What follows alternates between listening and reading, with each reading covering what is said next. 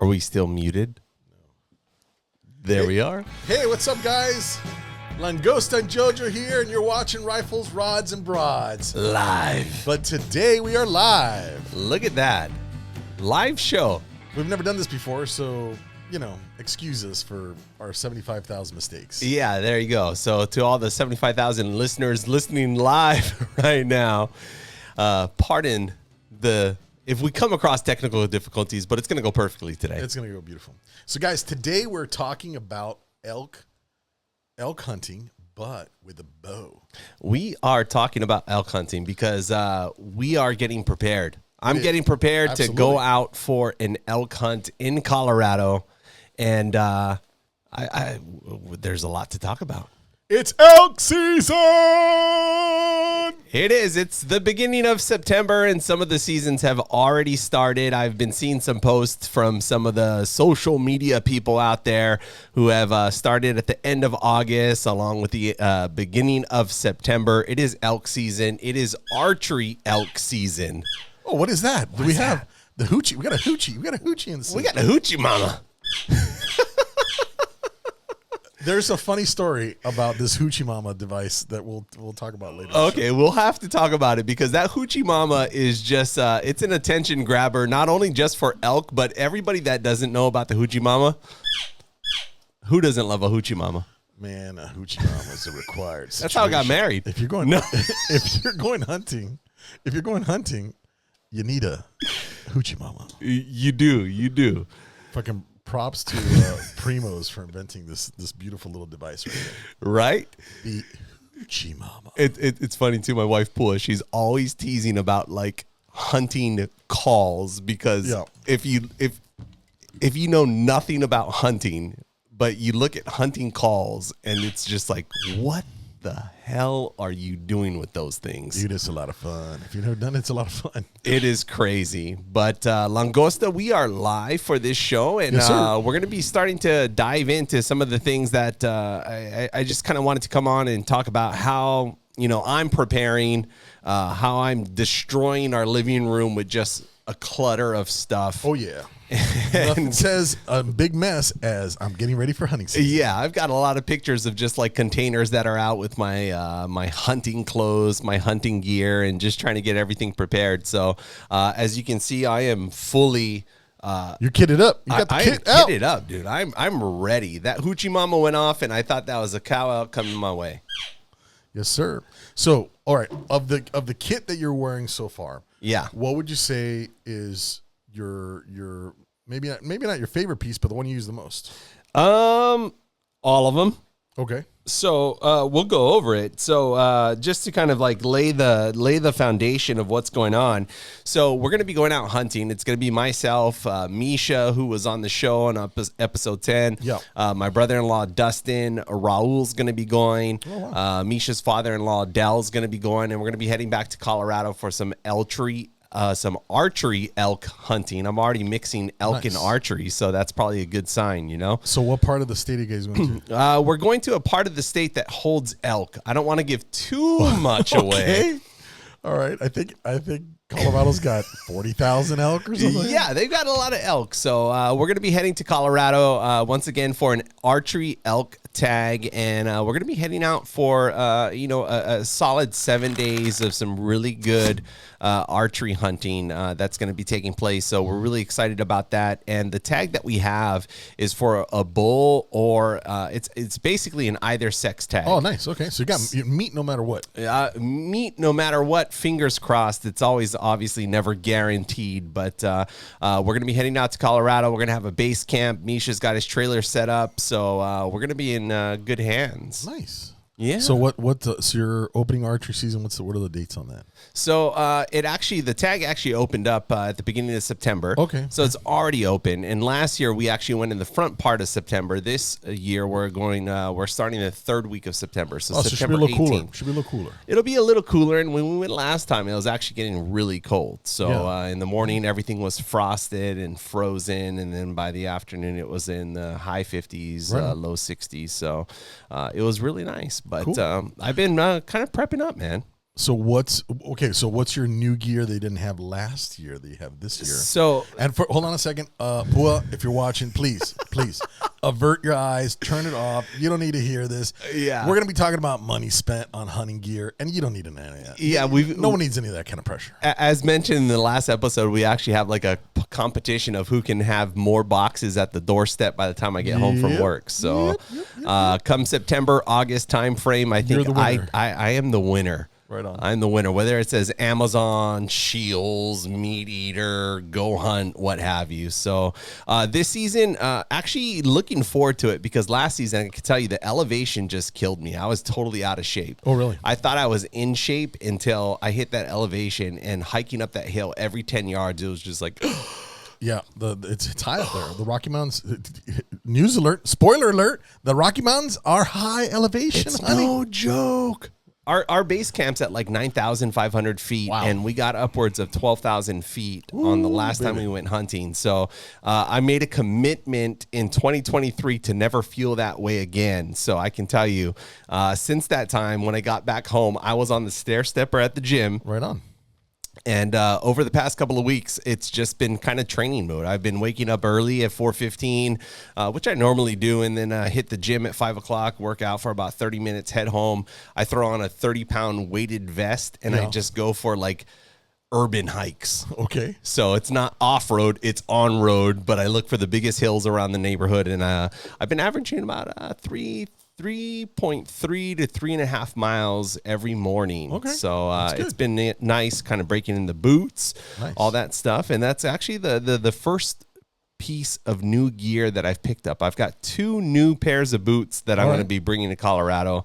I've got some crispy Nevada GTX. Oh, dude, you got the crispy. I got the crispies made in Italia. Italiano. You got to bring back your Italian accent. Got it. Beretta. You have come to the world of crispy Beretta. Oh, man. So I got the crispy boots. I got the Salewa boots, and I've been breaking them We're getting the signal. What do we got? Hey, guys. So we got a couple of viewers here in the live. We want to remind them to drop a comment, drop a like. We'll give them a shout out. If they have any questions, we'll definitely read them out on the air. Right on. Give us some questions. Yeah. All right. Questions. So you got new boots. You got the crispy boots. I got the crispy boots and the Salewa boots, and I'm breaking them in on those urban hikes. Okay. And I'm looking forward to that. What else did you get? I got a bunch of new stuff, man. I've got these new arrows that I'm going to be rocking. These are the knock-on Easton Axis. Wow. 300 spine because I'm shooting 20. I'm shooting my bow poundage right now. Just be careful that broadhead there. What is your poundage? My poundage is right at about 71 pounds is the last time that I rated that. And those knock-on arrows, I will tell you, when I first started shooting them, they were all over the place, and it was 100% a mental game. My brother-in-law Dustin kept texting me like, "Is it the arrow or is it the Indian?" And it was the Indian. Man, you got to get that straight, man. So man. You got new. Hey, so these are pretty thin, right? Yeah, they're 5 millimeters, so they're thin. They got some weight to them. So I've added weight from my previous arrows, which were really, really light. And on that knock-on arrow right there is a fixed broadhead. It is a G5 Montec M3. But I will say this, that one of the boxes that's going to be hitting my doorstep within the next week is going to contain a different broadhead. And I'm actually going to be testing out a mechanical broadhead for this hunt. Not the mechanicals. The mechanicals. So my hunting buddy Misha, as everybody knows, is going to be mad because he's going to express the fact that there are more than one single point of failures for the mechanical broadhead. But don't listen to him. He only works in aerospace. He knows nothing about shit flying around. He doesn't engineer aircraft, does he? No. He wouldn't know how things fly. And but I will say, you know, I'm looking forward to testing out the mechanical broadhead. They're supposed to fly a lot straighter. I'm going with the brand Sever. I've got some 1.75 inches coming in on that Sever broadhead. So when I get up there, actually before I get up there, I'm going to be shooting those broadheads at a target and see which ones fly true, because whenever you shoot field points and then you switch over to a broadhead, you've always got to check where your arrow hits, because it could make a big difference, and it could be the difference between a double lung and a stomach shot. I found that broads are very, very fickle. I mean, broadheads. Now, hold on a second. Wait. Now you're throwing me off. I think both can be very fickle. So, man, you got 4 fletches on here. You look at that, quad fletchings. Dude, this is a quad fletch. Yeah. Man, people don't know what the fuck to make up anymore. The shit ain't flying straight enough, so let's put another fletching on. Let's put another fletching. They're supposed to be more forgiving. You know, I need forgiveness in my life, not only for arrows, but just in life in general. You know, every Sunday I pray for it. Okay, so now I got to segue to kind of a somewhat funny story, but relevant regarding broadheads. Okay. Right. So this was probably 6-7 years ago now. We were getting ready to go on a hunt here in California at 400 Liggett, and we were going to go, we ended up going. We went archery season, obviously, and I went and got some new broadheads from the boys that we love over at High Tech in Orange County. Those guys, if you guys need bow equipment you're here in California, those guys are a place to go. Anyway, so I go down there. There was this young kid, very confident, good sales kid, very confident, very kind of cocky, really, about his knowledge, his vast knowledge of 2 years in the business there. Anyway, so this kid sells me the I won't say the brand, but it was a mechanical broadhead. Okay, and they were really one of the more well-known brands. Okay, so I take it.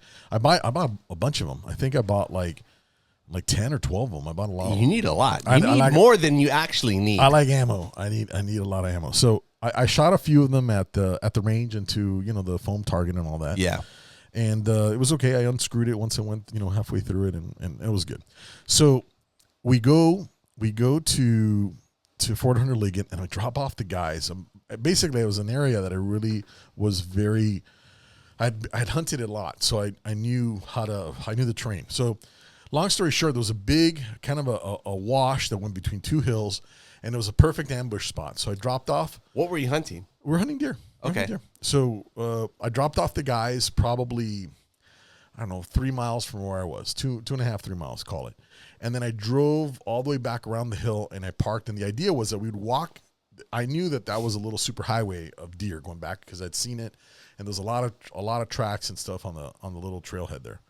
So I dropped off the guys and came over, and I'm dressed in my little sniper thing with the little fat, the little stupid little leaves that you've seen me in. It looks ridiculous, right? Because I'm so fat and I'm wearing this. Wait, what are those called? It's like the ghillie suit. It's like it's like the a ghillie suit. It's a ghillie suit. Yeah. So I mean, everybody's like, oh, I got a friend of mine, Aaron. He's like, oh, dude, how are you gonna hide all those lumps with that thing? I'm like, dude, it's camo. It works. It works.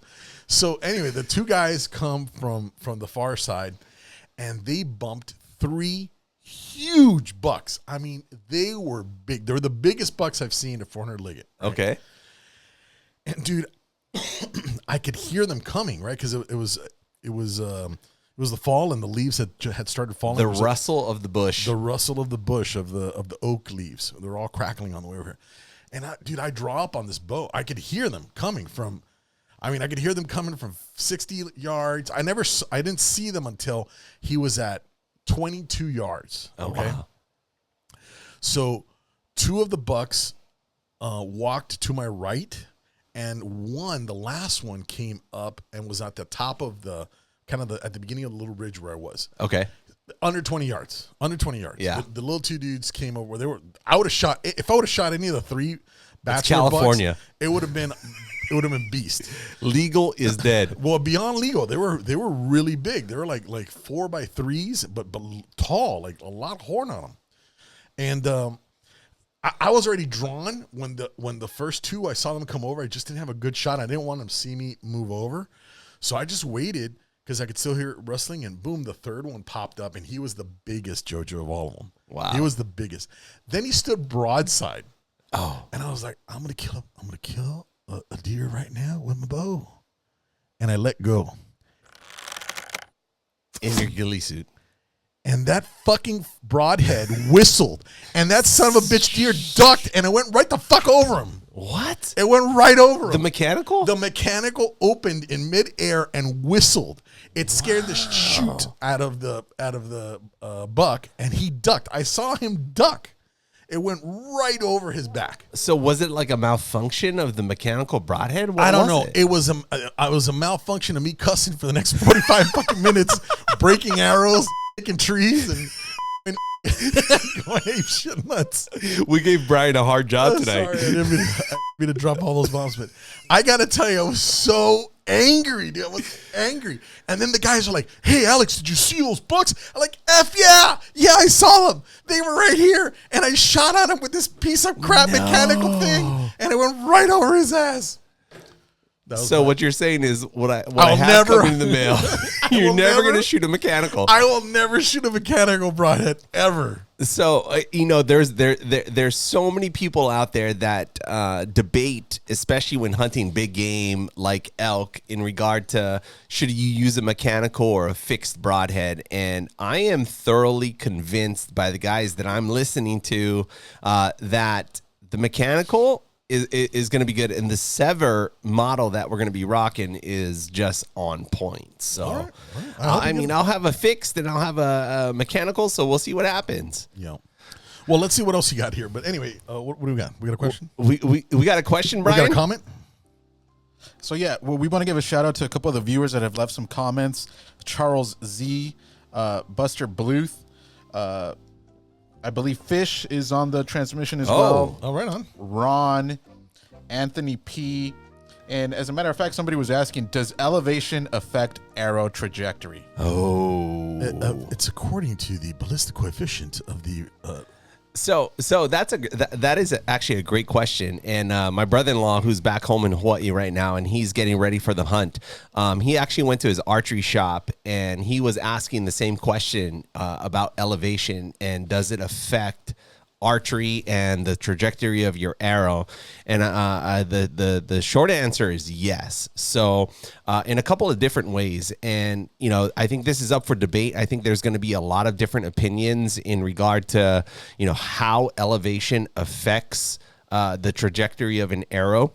But the archery shop that he went to, one of the things that he said was that it's less when it comes to archery, and maybe it's different. It's probably different for rifles, but when it comes to archery, it's not necessarily the elevation that is really affecting the arrow, but it's the humidity that's affecting the arrow. So I could imagine that thinner air, that less moisturized air could have an effect on how that arrow flies and the weight of it. So. For those of you experts watching that are aerodynamic experts, please go ahead and comment in the space below, since we don't know shit about the effect of moisture on arrow flight at elevation. Well, so it sounds like we got a test coming up, but yeah. So let's start to go through some of this stuff that I'm rocking, because this is like I'm trying to get into comfortable mode. This is a new Bino harness that I purchased between my last elk hunt in 2023 to now. And this is a marsupial made in America in Arizona Bino harness. And let's see what we got here. And let me just kind of go over some of the things that I like about it. Okay. First and foremost, one of the things that when you're out in the field and you're hunting is that with Onyx apps or Go Hunt maps, one of the things is that you need your phone close by. Sure. And this harness has a phone pocket in the back. It's like a phone bra. Look at that. I could have pulled out like some that was magic. That's amazing. So that's one thing that's absolutely amazing. And then, oh, by the way, you've got all this extra money that you can spend on all these accessories. So I've got my rangefinder, and this rangefinder is a Leupold. I am a big fan of Leupold. This is an RX 1600i TBR. So this is going to be about 5 years old. There's so much new technology in rangefinders nowadays that I am due within the next couple of years to kind of upgrade and find something different. But I've got bow mode and rifle mode. Okay, so let me tell you something about a Leupold rangefinder, bro. If you want to see the distance of a flea farting at 350 yards and you didn't know it was 350 yards, you'd zap them with it. You'd zap them with that. You'd zap them with that because that's what works. Bro, and I'll tell you what, this Panasonic CR2 lithium battery has lasted me since the time I've bought it. I'm actually going to be swapping this out. I bought a couple of other batteries, and I mean, it's showing like a full battery, but I am not going to be messing around. I'm going to be swapping that out. Right on. And that's a nice little pocket too on the side of that. That's a nice pocket, right? Yeah. So that's a $40. That's a $40 pocket. That's an add-on. So the main case comes with the main. So the main case comes with just your Bino harness and none of these side accessories.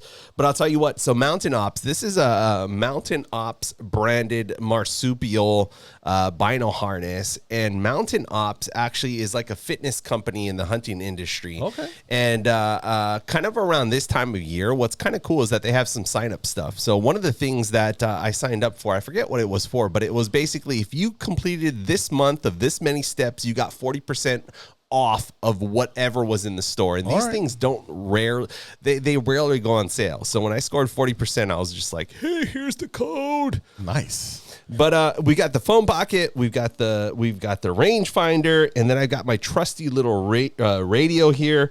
This is just your straight Dick's Sporting Goods Midland radios, and if you've ever used radios in the backcountry, they suck. Yes, they do. I don't even know why I carry it anymore, but they are horrible. If anybody's got some good advice on good radios, hit me up or hit us up. Because or if you want us to give you a review of said radio, that would be even better. We need to. So I give this like a 2 out of 5 stars, to be honest with you. And it's supposed to have some good range, but it's funny whenever you're in the backcountry talking on radios, it's just like, hey, yeah. And then you hear, what? What? Talk closer to the microphone.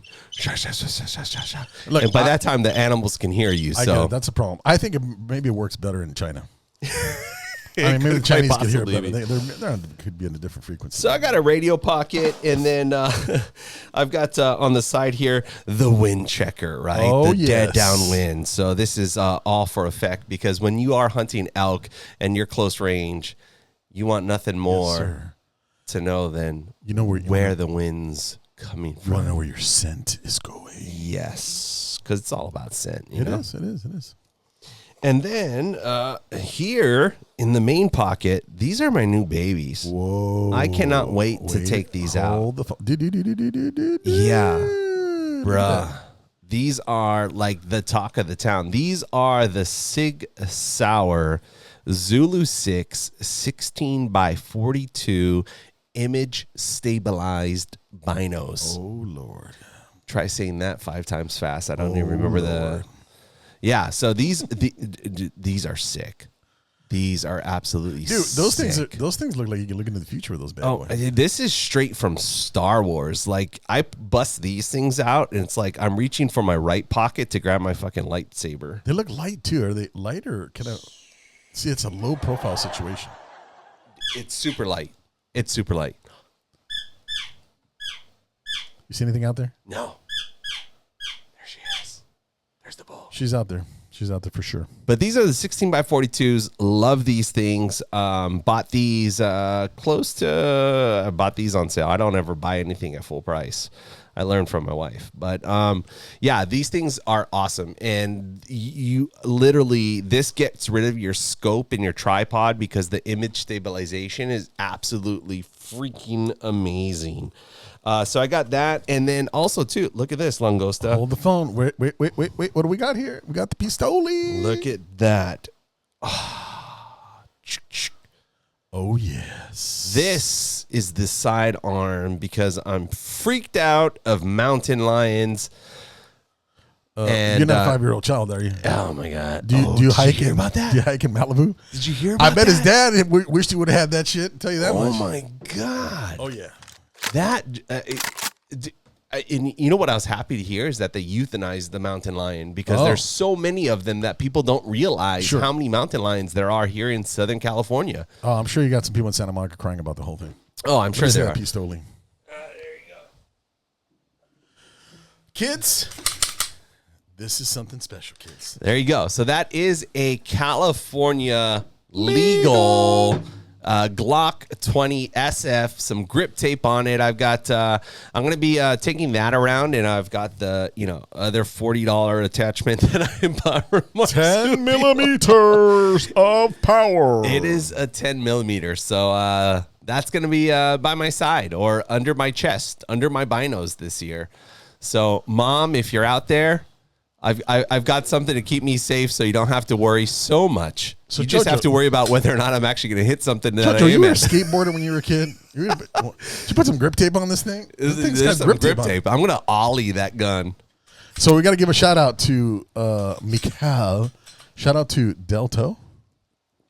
Dell, that's his father-in-law. And you know what? Dell was just successful. They're archery hunting deer in New Mexico right now, they got themselves a nice buck. Oh, yeah. Nice. So, that's what I'm going to be having, the Glock 20 SF. That's going to be underneath my Bino harness, and looking forward to not having to use it in real-life situations. However, taking that out to the range and letting some rounds fire. Nice. All right, we got to shoot that, man. So we got a little shout out. Brian, give us the details here. We got a comment here from one of the viewers. They want to know, I want to hear more about the Zulu6s. So let's hear more about the Zulu6s. So this image stabilized binocular system is just absolutely amazing, and the technology is actually going to get better and better. One of the things that I will say about the SIG Sauer Zulu6s is that at the price point, it's actually not bad, because how much are those bad boys? So these bad boys, when not on sale, are going to be $999. And on sale, they're going to bring them down to right around $800 for these 16x42s. Yeah. So what I will say about them is that the price is all driven by technology. So what hasn't kind of caught up in these classes of binos is the glass, because when I say $999, if you're out there in the hunting industry, and I know you own a pair of Leicas or Swarskis, how much are those running you without the image stabilization? Yeah, it's so if you got them with a rangefinder, the setup that we have, wife, don't pay attention now. Thank you very much. So I think bleep this out here, Brian. I think the new version of GeoVid 6s. My buddy went to Africa with us, Aaron. He I think he paid $1,700, $1,800. Right, and that doesn't come with the image stabilization. No, that's just range finding capability and glass and beautiful glass. Yeah, so and he does have the new feature that his has that mine doesn't, is that it'll give you the angle comps for high angle shooting. Got it. So, at $999, not on sale, these things go. The one thing that it will have an effect on with the not so quality A+ glass is going to be during the early morning hours and the evening hours. Sure. Because I do know that Misha took these out to Lanai, and during the early morning hours, or as the sun was going down, you could definitely see the degradation in just the glass qualities. Yeah, the light pollution. You end up getting a lot of gray and a lot of haze. And you're like, dude, there's no fog. There's nothing. Why is there so much haze? And it's really the distortion of light through the glass. And nobody knows how much of a difference that glass makes until you actually see the difference yourself. Because when you pay for the quality glass, you get quality. Oh yeah. So, sure. So I'm going to be rocking this. This is going to be on my chest the entire time. This is not going to leave camp. This is kind of my cuddle buddy too when I go to sleep. So minus the gun. So what's the MSRP on the Bino pouch itself? The MSRP on the Bino pouch, like $140. That's reasonable. Yeah, not too bad. That's reasonable. I think so. Something like No, that. I got to tell you, I don't have. But there's like small, medium, and large. So Yeah. I went with the medium because it holds the SIG, which is kind of like a taller glass. Yeah. And then it'll hold my loopholes as well. Yeah. So what I was going to say is I don't have, historically I haven't hunted with a covered pouch like that, but It's awesome. I mean, especially if you're going to hunt and it's going to be snowy or dusty, either one of those two things, it really changes. Like I still have grit in the top part, in the adjustable part of the eyepiece. Yeah. Like I could still hear it. I've hit it with compressed air a bunch of times and trying to get it out.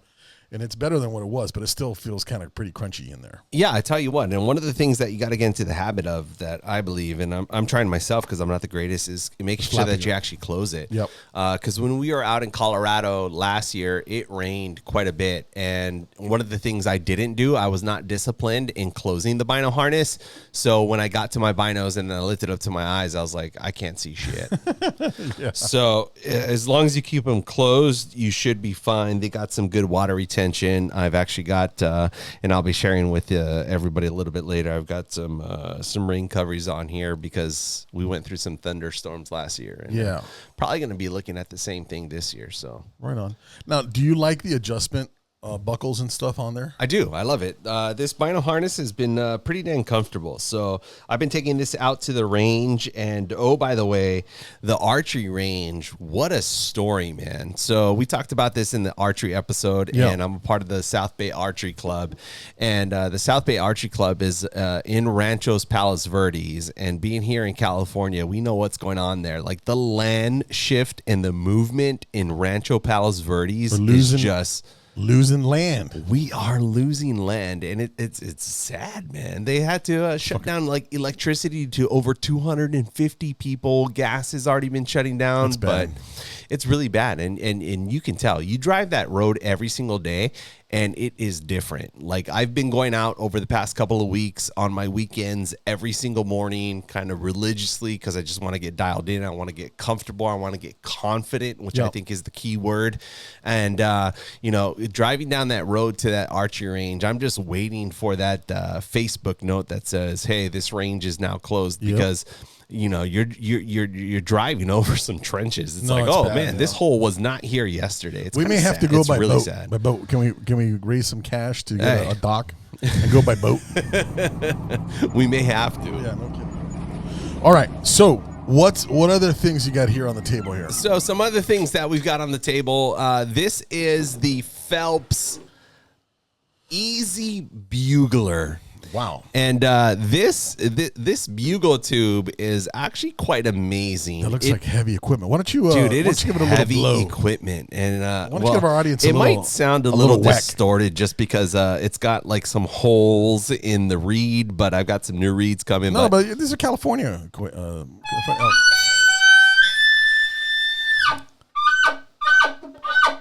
Dude, I think I think there's something's coming here from Torrance. Oh, wait a minute. What's going on here? Sounds like a Gardena hooker. Well, Gardena hookers, they respond to just about any cat call you send out. So, all right. Oh, they must be by the Hustler Casino. But this is an Easy Bugler. It is a metal tube. In the event of emergency, this is your bam bam weapon right here. That's right. You can club a Gardena hooker if she gets too aggressive. But this is a great tube, and this is the Easy Bugler. A lot of people, when you get into elk hunting, you get into calling, they'll start to use these reeds, these mouth reeds, and sometimes they're not the easiest things to get used to. And this tool right here has a reed built into the bugle itself and makes life just so much easier. So you're not having to carry this thing around in your mouth, but in all honesty, like this reed and doing mouth calls, it actually feels real good. So I'm trying to. Why don't you give us a little chirp and see what's going on here.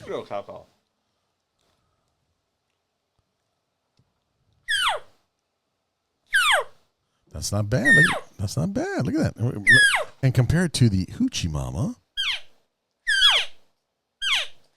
dude, we got a whole little We've got an elk party, man. A little elk party. We're calling in bulls into Redondo Beach right You gotta now. be careful and go to the parking lot. It could be crazy down there. All right. But I've got that. I'll be rocking the Easy Bugler. I'm gonna be trying to get like better at this read, and I might switch that out just to do some more natural calls. It's sometimes easier to kind of use the read, and you get some good calls. And we've got a hand raised, Brian, in the studio. Yeah, we got a couple of shout outs from some of the viewers that are going to be going on screen, so you guys can read them out. Here we go. Oh, the Toe family is loving this. Oh, right on. Was it the Bugle? Yeah, dude, the sound carries. I mean, the sound carries all the way down to Mexico. Oh, we got a fist bump. Yes, sir. Ron Washington. All right, so let's bring out the heavy guns, man. Let's go to heavy guns. Mr. Pickard, welcome to the show. Antonio Pickard. Thanks for watching, guys. Wait. Oh, Auntie Miley sent into your way. What is that? Oh, Auntie Miley sent me your way. What's up, 10 DKB? Right on. That's got to be somebody in Hawaii. Right Aloha. On. Okay, man. So bring out the big guns. Let's see the bow. Let's see okay. the bow. So the bow. This will be the bow. This is the Mathews Vertix. What? Yeah. So this is the Mathews Vertix, Oh, man. I've yeah. been Dude, shooting this for the past 5 years. Yes, so, sir. you know, I don't know if you guys can see it. Look It at is that, camouflage, sexy. so you might not be able to see it. I'll go put it sideways, profile, so you can see the large cams. But this is nice. I've got the Mathews Vertix. This has been around for the past 5 years that I've been shooting. I've got the black gold sight, which has been doing me well. It is a 5-pin sight, so I've got my pin set at 20, 30, 40, 50, and 60, and then a little slide down. You've got an I'll be shooting extremely at 70 and large 60 and 70 and 80 stabilizer. You like that? It's actually large. shorty, man. The guys nowadays are rocking like freaking like 12 and 10 inches on the back. It's crazy, but Oh, that's too heavy. It's too heavy. yeah, they're checking out another site that we can't mention. So you so you actually got a no wait bring it up. So on the tip you've got a dampener. Yeah, you're all dampened out. So point at it so people that don't know what a dampener is. So we're all dampened out. Mathews sideways. takes really good pride in making sure that their bows are quiet. So you kind of see all along the bow itself, just all these dampeners across the strings. You got these monkey tails, and this bow's pretty dang quiet, man. And this thing has done me well. It's taken some animals. This is my one and only bow, so I need to just massage it every night, make sure that I'm taking care of it. It's got the Mathews quiver on it, and again the black gold sight. Now the quiver. Hold on. So show them the quiver. Look at how low profile it is. It is low pro, man. But go sideways. So it's the a really camera can nice. see. That way, yeah. I mean, look at that quiver. It just has one contact point. Yeah, so it's really quiet. And with an arrow in the quiver. That's really genius. This is where my number one arrow is going to go right there. Right on. Bam. With that infamous. Dude, and look at the cams on that thing. They're huge. Yeah, they're nice, man. And it's done me well. I mean, Mathews and every bow company for that matter has come out with new technology every single year. And as mentioned in the previous episode, like if somebody took care of their Vertex and say, for example, you know, I've done well with this bow. I've taken care of it. I haven't abused it. If I decided one day to kind of put this out on the retail market, I'd probably sell it for a really good price. So if somebody's trying to get into the bow industry and kind of buy their first bow, you know, take a look, talk to the people that are selling some of their high-end kind of bows from previous years, and you might score a good deal. Not to say that I am going to be selling this bow, because I will not be selling this bow, but I can tell you that next year I will be looking to purchase a new bow, just so I have two, because one is none and two is one. That's what I say. Now, I did sell my Mathews, and I loved my Mathews. I had a Mathew Helium. So it was a super compact, very light bow, probably 7, 8 years old. So how old is that bow? When did you get that bow? Or when did that bow come out? That bow is like 5 or 6 years old. I honestly can't remember. Those years fly by, and I don't like to count. So Hey guys, sorry to butt in here. Apologies to some of our viewers. It looks like we had some technical difficulties on the YouTube stream, but we are currently live, still rolling on our Facebook. So if we got blacked out on YouTube, we did get blacked out. We got blacklisted. We got shadow banned somehow. Really? For our live stream, but we're still live streaming on our Facebook page. all right. Sorry. Okay, guys. so we're learning as we go. I wonder what it was. I think it was the bugle tube. The bugle. You blew It got blacklisted under sex toys. Or it could have been the comment about the hookers in Gardena. I don't know. It could be a series, a plethora of inappropriate comments. All right. So that bow's 5 years old. That bow's 5 years Do old. they still make that bow? No. So every year they come out with a new one. So after this bow, which is the Vertex, they came out with like the V3X. Then they came out with Ron Washington, who's watching us. He's got the something 4, and now they got the Mathews Lift. That's like the new deal. Oh, okay. All right. Right on. Yeah. So what do you think that bow is worth in the secondary market? That's a great question. I have no idea. I'd have to Google it. What was the retail with everything on it? It cost me and ran me close to $2,000. Okay. All right. So about $1,000 for the bow itself. And then $1,100 for the bow, and then you got the sight, you got the quiver, you've got the stabilizer, you got the wrist strap, you've got all that extra stuff. I mean, and arrows are like $300 for a couple dozen. Yeah. So I got these for a dozen arrows. Actually, it was $289 on sale. Ooh, baby. Yeah. One of the things that I did purchase this year that's kind of coming in from the mail is an extra one of these. This is going to be the wrist release that I'm using, the trigger release. This is a Spot Hog Wise Guy. I've had one for the past 3 years, and I ended up pulling the trigger and buying an extra one because, again, 1 is none, 2 is 1. An extra trigger release that's coming in the mail that's of the same type. So, this is a mechanical piece. It could get dirt in it. It could get grass in it. You're out in nature. If this thing fails, you're not going to want to, mess around with it. You're going to want to, you're done. You can't pull the bow So I got one more coming in the mail that's going to be coming my way. Right on. All right, guys. So I think you've got one last little piece of a kit. You got your bag. So you're gonna do a bag dump. So I'm going to do a bag dump really quick, and we'll go over some of these items that we've got in the pack, and I'll start from the outside and then move on into the inside. The first thing that I do have right here that you see on the outside of my pack is my Garmin InReach Explorer.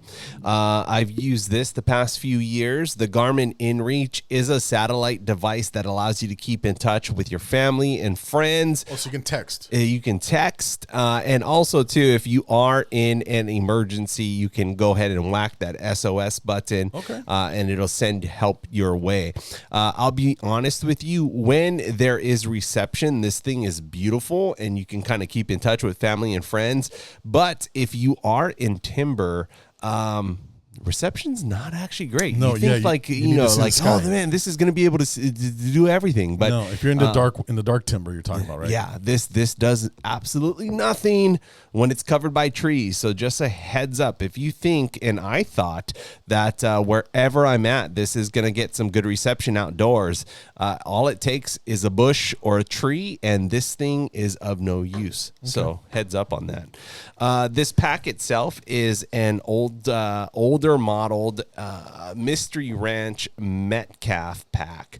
So this is one of the packs that I went with. So you got a frame in Mystery Ranch. It's got a frame. It's got a detachable frame with a load shelf and everything like that. And again, this is just about as old as my bow. And it's got some blood on it. It's got quite a bit of blood, and it's done well. It's a great pack. It's a comfortable pack, and it's I don't know of a pack that's super easy to use, but I will say that the first time you use this, if you haven't YouTubed it and studied it, it's just like, what the hell is going on? A lot of buckles. Yeah, it's got a lot of buckles. What's inside? Break it So up. I got some side pockets, and first thing I'll pull out is a headlamp, and this would be my secondary headlamp. You always need a backup when it comes to light, because you never know what's going to take place, whether or not you put this in your pack or your main headlight, and that thing turns on and stays on, drain its battery. You need another light in my other pocket, and this is not just organized as I want it yet, but a simple note, chapstick, man. When you are out in the woods at higher elevations in lower humidity environments, that chapstick, that will kill you, man, if you don't have it. You need to protect your chap. Yeah. And then also to here, you've got some butt cushion. This is a Thermarest Z seat, and I can tell you, this weighs absolutely nothing. And when you're out glassing or you're just resting, that thing comes in handy. It's just some additional cushion for the pushing, but yes, sir. Man, it looks like you're sitting on egg crates here, huh? Yeah, there you go, man. All right, that's kind of good. I'm sure that's where it came from. But this Mystery Ranch pack has an overshell. To be honest, we got a base camp, so we're going to be back at camp every single night. So this is just like extra space, extra weight. I'm not taking this with me. I've got if I was backcountry hunting and being out in the woods for like the next freaking 15 days, then I'd probably need that. But I just got some gloves up there. Take this apart right here, buckles 1 and 2 of 20, open up the top. Buckles 3 and 4. It's all about the buckles. I think some of these hunting companies that make packs is just like a competition of, who can make more buckles. I think that maybe what people don't realize is that when you start packing that with meat and weight, and the fabric is soft, right? You got to create form, and you create form by using the straps. You're kind of packing everything. Yeah, no doubt. Packing it tight so it's close to your body. And what you don't want is that when you're packing in and you're kind of hiking with your pack, you don't want a lot of noise, right? The looser the bag is, you're going to have a lot of noise. I am a water bladder guy. Some people are not water bladder people, and they're rocking bottles all the way out. But I do love a water bladder. I will risk this thing popping just to ensure that I have 3 liters of water. Yeah, that's a lot. That's a lot of weight too. Yeah. So literally the name Camelback, I'm the camel and I'm drinking tons of water, but this is made by Gregory, and this is a 3D Hydro. Okay, cool. So I'm a water bladder guy. Some people aren't. They rock the Nalgene, or they'll just put plastic water bottles in their bag. I will say sometimes when you are bringing plastic water bottles, or say, for example, you've got the Yetis or the Hydro Flasks that are tins, be very careful, because they can make a lot of noise. And that's the last thing that you want out in the woods while hunting is noise. You want to be able to creep. You want to be sneaky. You want to be one sneaky hunter. Orange bag. Okay. What you got in the orange bag? So in the orange bag, I have got a medical kit. Okay. So if there's any boo-boos out in the wild, you got to have enough equipment to make sure that you can take care of the easiest first aid stuff. Okay. I've got a handful of paracord. Okay. You can't go wrong with paracord, right? Yeah. So you need paracord. I have got a pocket knife sharpener, or a knife sharpener. This is made by Work Sharp. It works really well. And in my pocket, I have got a bench-made bug out knife. And this has got the angles. It's really smooth. Works really well. So Work Sharp, and I've got the Benchmade bug out knife. That's going to be my backup. Don't want to put a knife on my water bladder. I might end up with holes. You may get a leak. And then debatable. Not debatable for me, but I am a glove guy. Yeah, you don't want all that stinky stuff under your nails. Yeah. animals down. Some people will say, dude, don't be a freaking wussy. Forget those gloves. I'm a glove guy. No, my nails, they stink for 3 days if you don't put some gloves on. Yeah, so these gloves, actually, I love them. They're like extra tough latex gloves. They've lasted for years. One of my buddies works for the Torrance Fire Department, or actually Manhattan Beach Fire Department, and came across these during COVID, gave me a couple boxes. Those are freaking badass. That's taxpayers' dollars to good use. Tourniquet. Definitely need a tourniquet. I was going to ask you about that. Yeah. Tourniquet. Always need a tourniquet, man. Yep. So in case shit goes down, because you are playing around with sharp objects, and there's been times where, you know, people have left their bows or arrows have come out of the quiver, and what you don't want is to come across this and have it hit an artery that won't stop bleeding. The only way that you are going to stop it is to hope that this thing is in range, and then have somebody around you that knows how to apply a tourniquet. Lighters. Can't get enough of lighters. You know, these things have been around since we've been in kindergarten, having fun with those things, burning ants. Yep. Ferro rod, just in case. Look, Ryan's laughing because he burned ants. Some fire starter. They pop. They pop when they catch on fire. One of the other things is extra batteries. I'm always packing extra batteries. You have no idea when you are going to need them. My binos take batteries. My radio takes batteries. My light takes batteries. Yep. So I've got extra batteries in the bag. And then I've got my cleaning knife. This is a Benchmade steel Steep Country. This is actually a great freaking knife, man. And this thing has carved out some black bear. It's carved out deer. It's carved out elk. It's done a fantastic job. I love this thing. I like the shape of that. Look, dude, show them how thin it is. Look at that. This is absolutely super light, beautiful. Huh? Yeah, it's nice. Check this out. But this is that's in my orange bag. I'm a knife guy for those of you that know me.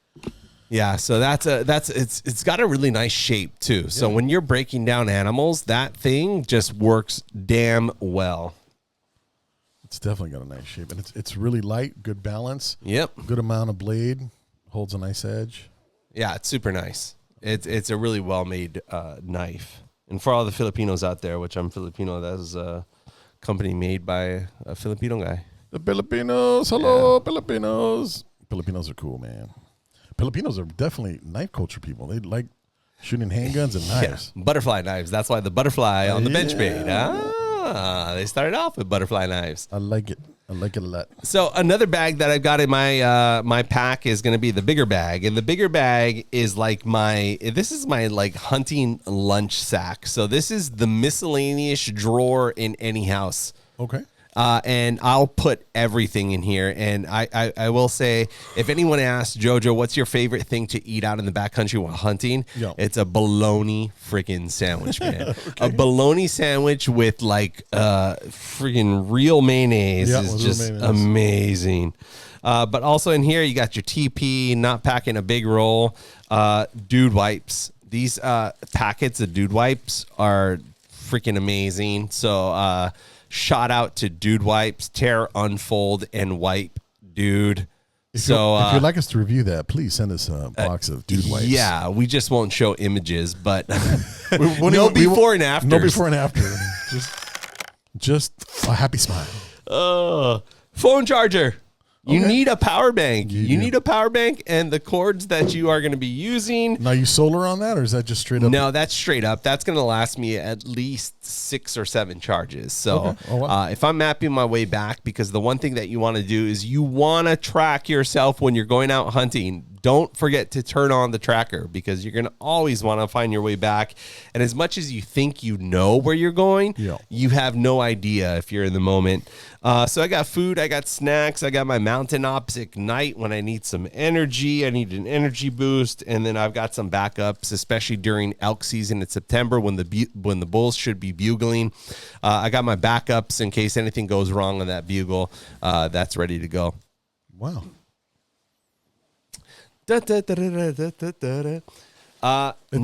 it's a gift that keeps on giving. Yes. Next thing, it is a big bag. I'm always bringing my gaiters. For the most part, I'll be walking into the woods with these things on. I don't mind them too much, but gaiters are lifesavers. There's nothing worse than getting like a thorny bush or piece of a bush into your boots, or walking through some mud, some dew, some small streams, and getting water in your boots, because that can be a killer on your feet.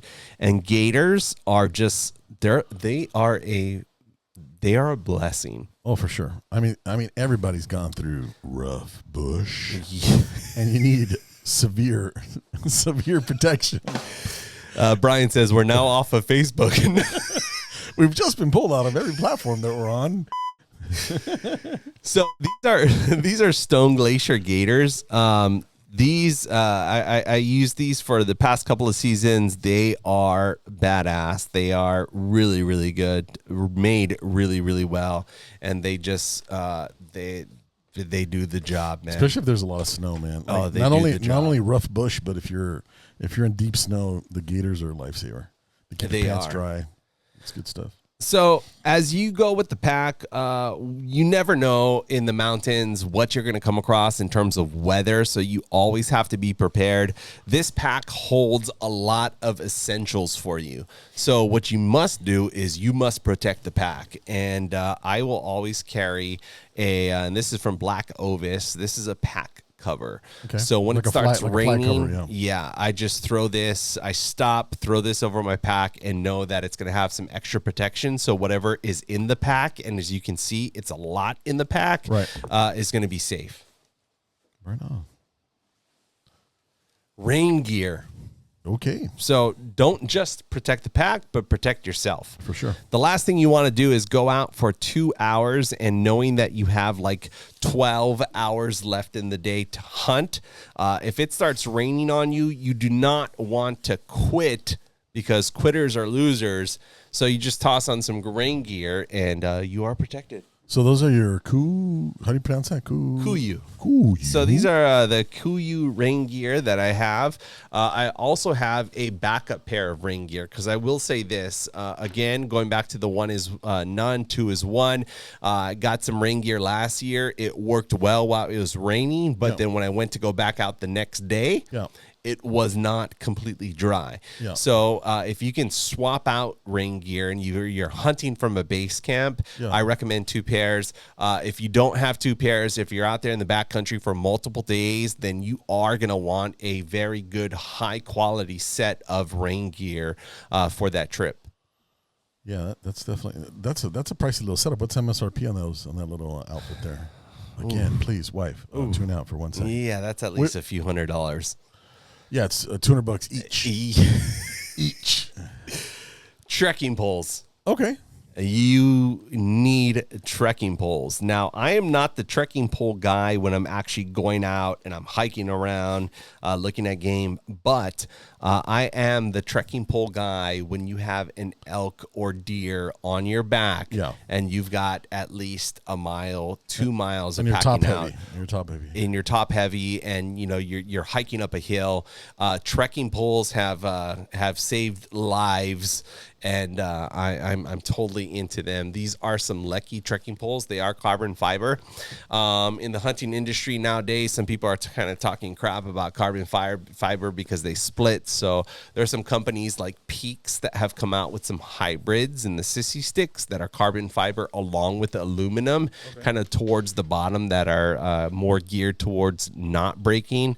So while you're skinning and killing the animal, you can put on your best kind of like daredevil act and put those things together. But those things have been pretty badass.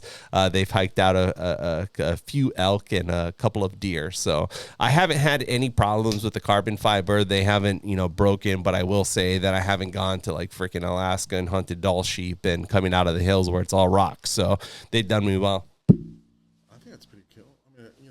A minute to figure it out, but I'm a little bit blockheaded, so it takes a minute. So those are cool. Love those. And then one thing that you need when you are hunting are game bags, and these are game bags from Go Hunt. These are their elk bags, and they come with a couple of different bags for the quarters, a couple of different bags for the skull, the head meat, back straps, kind of those types of meats. But so is it a cheesecloth? Yeah. Similar. Check this out. Because I'm kind of ghetto, really bro. I use white sheets, the pillowcase. So they're really light. You can hang them on a tree if you're hiking back out in the dark and you're looking for the meat that you hung. They've got some reflectors on them. You can tie them up. They're pretty damn strong. They hold a lot of weight. They're really nice. Not super expensive. And they're washable too. Huh? They're washable. So my deer set has definitely gone through the wash. I'm waiting to put my elk ones through the wash this season. So. It's a small bag, according to the sign. So, I think that's all. Nice. That's all that I brought with me. Dude, you got a lot of stuff there. Look at that, man. So that's kind of like again, we're going to be hunting from a base camp, so we're not going to be back country out there for the 5 days. We may be doing maybe a day or two back country, but nothing crazy because. We know where the elk are, so that's always good to know. Yeah, but yeah, that's and according to your directions, the elk are in Colorado. They are in Colorado, in Colorado, in the state of Colorado. Yes. Okay. Yeah. So that's what we got. I got you. I like these sticks, man. That's pretty good. I'm gonna test this out on my neighbor's dog. I mean, sorry, was that on camera? Brian, do we have any more questions? Are we back on YouTube or are we still shadow banned by YouTube? Yes, unfortunately our broadcast was stopped by YouTube, but we're still rolling live on Facebook. We do have a couple viewers, so people have left some comments, some questions. So I think we're getting close to wrapping up, so we should definitely go. I think we're wrapping up. Let's hit the All right, questions. so let's get them up on the screen. You guys can read them out and read out So we love as you, well. Facebook and YouTube. Hit us up and let us know what happened. Thank you, Mark, for not canceling us. Yeah. So first question there, what broadheads do you guys recommend? And that question is from Ron Washington. I have a recommendation. Not a mechanical broadhead. So Langosta is going to say not a mechanical broadhead. There's a lot of people out there that say if you're hunting elk to use a fixed broadhead. But again, as I mentioned, I am using these G5 Montec M3s, but in the mail right now, I actually have some Sever mechanicals that are going to be hitting the doorstep within the next week, and they are mechanicals. But, again, all of the stuff that I've been watching, all of the stuff that I've been hearing, it's kind of built my confidence. It's really swayed me from, being against mechanicals. And I won't say it's against fixed broadheads, but being against mechanicals. Okay. One of the things that I hear most of the time is that, a lot of people, if shit goes down, they like to blame their equipment first. But if you get down to the root cause, it's more so the Indian, not the equipment. It's the Indian rather than the arrow. Okay, so I do have a preference of broadheads. Grizzly sticks. Look them up. Oh, dude. Grizzly sticks. Yeah, that's just got like the manly of manly names on that thing. It's basically a chisel screwed onto the tip of your arrowhead there. And they also make the shafts too. They're insanely expensive. But there's videos of these guys shooting the arrow into the femur bone of a moose elk femur. Yeah. And it splits it. They'll shoot it at the knuckle, and it just shatters it. Wow. So I think for heavy, and some guy killed an elephant with one of those things. Yeah. So I think for if you wanted, I mean, I wouldn't shoot whitetails with that, but they also, so they'll make the kind of like the chisel setup, and they'll also make maybe a traditional two blade type of a shape. They've got an African shape where it has kind of like almost like a spear shape. So anyway, I thought that's interesting. Look them up at your leisure. We got another question from Charles Zimmer. Does the Bino harness get in the way when you shoot? That's a good question. That is a good question, and the short answer is yes and no. It's probably my favorite response in the world. Okay. So obviously with the Bino harness on your chest, there's something there, right? Yeah. And what you need to do is that when you do shoot your bow, it doesn't get in the way if you don't allow it to. And the only way that it will get in the way is that if you don't practice shooting your bow with your Bino harness. Makes total sense. So one of the things that I recommend is that whenever you go out to the archery range and you plan on using a Bino harness, which I highly recommend, always shoot with it on. If you do that, practice makes perfect. We've been doing that since T-ball in Little League. If you are shooting with your Bino harness on, I can almost guarantee you in any given situation, it's not going to get in your way. But if you do not practice with it, then the chances increase that it could screw you up. That makes sense to me. We got another question from Misha. Forget the inReach. I hear you hook up camp with what? Starlink. Oh, yes. Well, we got to call our pal Elon Musk over here to get a proper We've got to call our pal Elon Musk, but I think Starlink is actually going to be the future for backcountry hunters and anglers in terms of staying connected. The world's, the world is turning into a place where you need a connection and you always need to be connected, whether family, friends, or work. Starlink is actually taking it to the next level where they've got Wi-Fi out there in the middle of nowhere. They're shooting up satellites at a record speed. It's crazy how many satellites they shot up. But Starlink, they're actually selling the system at Costco nowadays. Really? And it's a subscription base. There's no contract. So say, for example, you pay, and I think regular price, it's $499 for a Starlink system. Okay. And you set that up, you point it towards the stars, and then you pay, I don't know what the rate is, but you pay for that monthly fee. So say you're going out for the month of September, you drop that $100 or that $499 on the hardware, and then you pay for that 1 month of subscription. You are connected anywhere with Wi-Fi. Ooh, so that's pretty interesting. It's pretty big for the off-road guys as well. Yeah. So it was the Gardena comments. Oh, Gardena. So we know why we are removed from YouTube. It must have been the Gardena comments. Well, we live and we learn, right? Maybe in the next day or so, since we have like 4 million subscribers, they'll let us back on and they won't kind of shadow block us. Or the 10 bill. Could have been. It could have been 10 mil. It was over 9. Could have been the reserve. Oh, dry fire. So that's it, man. I like this format. I like the live show. I think we got some things to learn on what we can and can't say. But I hope everybody had a good time kind of tuning in. Right on. Hey, guys, if you have any ideas for topics or craziness that you want to see on the show, please go ahead and post them in the comments below. And I want to thank Jojo for unpacking his elk hunting gear. I got to pack it all back up. Now you got to pack it all back. So we'll take you out with a little elk chirp, chirp, chirp, and a hoochie mama. Aloha, everybody. Thanks for tuning in. Mahalo.